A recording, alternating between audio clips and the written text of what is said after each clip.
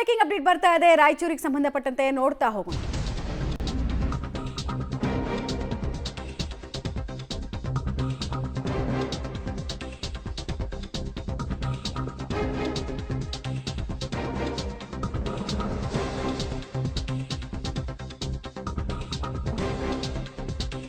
ರಾಯಚೂರಿನಲ್ಲಿ ಕಾರೊಂದು ಇದ್ದಕ್ಕಿದ್ದ ಹಾಗೆ ಹೊತ್ತಿ ಉರಿದಿರುವಂತಹ ಘಟನೆ ರಾಯಚೂರಿನ ದೇವದುರ್ಗದಲ್ಲಿ ನಡೆದಿರೋದ್ರ ಡೀಟೇಲ್ಸ್ ನಮಗೆ ಸಿಗ್ತಾ ಇದೆ. ಎಳ್ನೀರು ಕುಡಿಯೋದಕ್ಕೆ ಅಂತ ಚಾಲಕ ಇಳಿದು ಹೋದಾಗ ಕಾರಿಗೆ ಏಕಾಏಕಿ ಬೆಂಕಿ ಬಿದ್ದಿದೆಯಂತೆ.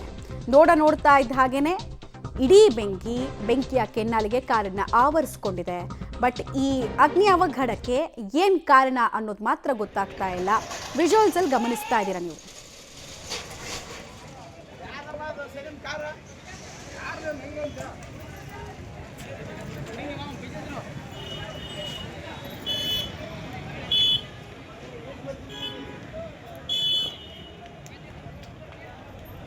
ಓಕೆ, ಡಸ್ಟರ್ ಕಾರ್ ಇದು ಅನ್ನೋದು ಗೊತ್ತಾಗ್ತಾ ಇರುವಂತಹ ಮಾಹಿತಿ. ಸೊ ಯಾವ ಕಾರಣಕ್ಕೋಸ್ಕರ ಕಾರ್ ಒಳಗಡೆ ಏನಾದರೂ ಫ್ಲೇಮಬಲ್ ವಸ್ತುಗಳನ್ನು ಅಂದರೆ ಬೆಂಕಿ ಹೊತ್ಕೊಳ್ಳುವಂತಹ ವಸ್ತುಗಳನ್ನು ಇಟ್ಕೊಂಡು ಟ್ರಾವೆಲ್ ಮಾಡ್ತಾ ಇದ್ರೆ ಅಥವಾ ಮುಂಭಾಗದಲ್ಲಿ ಇಂಜಿನ್ನಲ್ಲಿ ಏನಾದರೂ ಸಮಸ್ಯೆ ಆಗಿರೋದಾ ಗೊತ್ತಿಲ್ಲ. ಇದ್ರ ಬಗ್ಗೆ ಇನ್ನಷ್ಟು ಮಾಹಿತಿ ಸಿಗಬೇಕಾಗಿದೆ ನಮಗೆ. ಶಾರ್ಟ್ ಸರ್ಕ್ಯೂಟ್ ಕೂಡ ಆಗಿರೋ ಚಾನ್ಸಸ್ ಇರುತ್ತೆ. ಬಟ್ ಅದೃಷ್ಟವಶಾತ್ ಚಾಲಕ ಆ ಟೈಮ್ನಲ್ಲಿ ಇಳಿದಿದ್ರು. ಅವರ ಅದೃಷ್ಟ ಆಯುಷು ಎರಡೂ ಕೂಡ ಗಟ್ಟಿ ಇತ್ತು ಅಂತ ಅನ್ಸುತ್ತೆ. ಈ ಕಾರಣಕ್ಕೆ ಬದುಕುಳಿದಿದ್ದಾರೆ. ಇಲ್ಲಾಂದರೆ ಸಡನ್ನಾಗಿ ಈ ರೀತಿ ಬೆಂಕಿ ಹೊತ್ಕೊಂಡಾಗ ಇಡೀ ಕಾರ್ ಲಾಕ್ ಆಗಿಬಿಡುತ್ತೆ. ಆಚೆ ಬರಬೇಕು ಅಂತ ಬಯಸಿದ್ರು ಕೂಡ ಬರೋದಕ್ಕಾಗೋದಿಲ್ಲ. ಡಸ್ಟರ್ ಕಾರ್ ಇದು. ಒಂದು ಡೌಟ್ ಇತ್ತು ಸ್ಟಾರ್ಟಿಂಗಲ್ಲಿ ಈ ಬ್ರೇಕಿಂಗ್ ಬಂದಾಗ, ಅದು ಏನು ಇ ವಿ ಕಾರ ಏನಾದರೂ ಇದ್ದಿರಬಹುದಾ, ಬ್ಯಾಟ್ರಿ ಪ್ರಾಬ್ಲಮ್ ಇರಬಹುದಾ ಅನ್ನೋ ಒಂದು ಡೌಟ್ ಇತ್ತು. ಬಟ್ ಇ ವಿ ಕಾರ್ ಅಲ್ಲ ಅದು. ನಿಮಗೆ ಆ ಕಾರು ಅದಕ್ಕೆ ಉತ್ತರ ಹೇಳ್ತಾ ಇದೆ.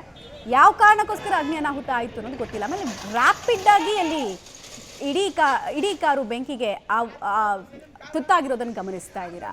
ಬೆಂಕಿಯ ಕೆನ್ನಾಲಿಗೆ ಎಷ್ಟರ ಮಟ್ಟಿಗೆ ಚಾಚಿತ್ತು ಅನ್ನೋದಕ್ಕೆ ದಟ್ಟ ಹೊಗೆ ಆವರಿಸಿದೆ.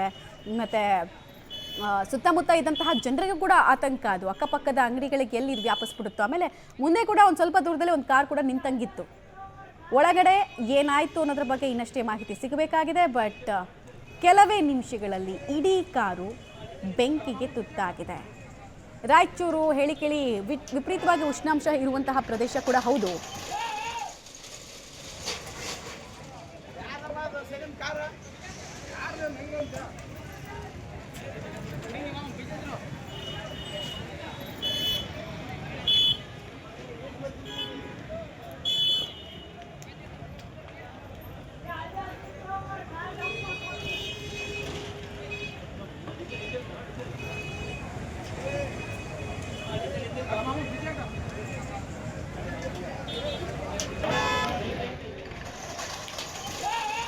ರೈಟ್, ಡೀಟೇಲ್ಸನ್ನು ನಾವು ನೋಡ್ತಾ ಇದ್ವಿ. ರಾಯಚೂರಿನ ದೇವದುರ್ಗದಲ್ಲಿ ಆಗಿರೋದು ಇದು ಘಟನೆ.